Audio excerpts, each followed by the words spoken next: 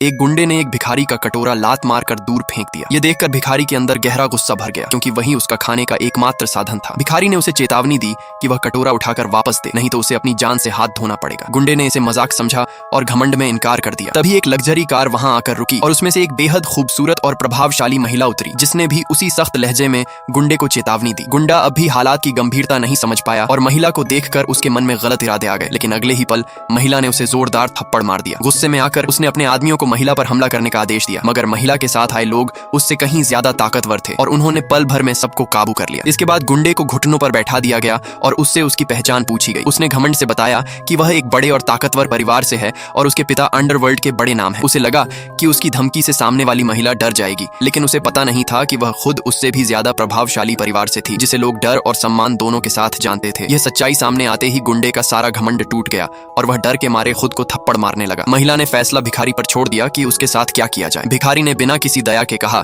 कि जिस तरह उसने उसके कटोरे को लात मारी थी, उसी तरह उसे अपने हाथों से अपने पैर तोड़ने चाहिए। गुंडे को काबू में कर लिया गया और वह बेहोश हो गया। भिखारी ने बिना किसी और प्रतिक्रिया के उसे जाने दिया, जैसे कुछ हुआ ही ना हो। इसके बाद जब भिखारी जाने लगा तो महिला ने उसे रोक लिया। उसने अचानक सगाई की अंगूठी निकालकर उसके सामने घुटनों के बल बैठकर शादी का प्रस्ताव रख दिया। यह देखकर आसपास के लोग हैरान रह गए कि इतनी सुंदर, अमीर और ताकतवर महिला एक साधारण भिखारी से शादी क्यों करना चाहती है। भिखारी ने पहले इस प्रस्ताव को ठुकराने की कोशिश की, क्योंकि वह खुद को उसके लायक नहीं समझता था और उसे लगा कि यह सब मजाक या मुसीबत हो सकती है। तब महिला ने उसे उनके अतीत की याद दिलाई, जब उसने एक कमजोर लड़की की जान बचाने के लिए अपनी जान दांव पर लगा दी थी। उसी समय से वह उसे ढूंढ रही थी और अब जब वह मिल गया तो वह उसे खोना नहीं चाहती थी। भिखारी ने अपनी जिंदगी को लेकर संतोष जताया। भले ही वह कठिन थी, लेकिन महिला ने दृढ़ता से कहा कि अब वह उसकी जिंदगी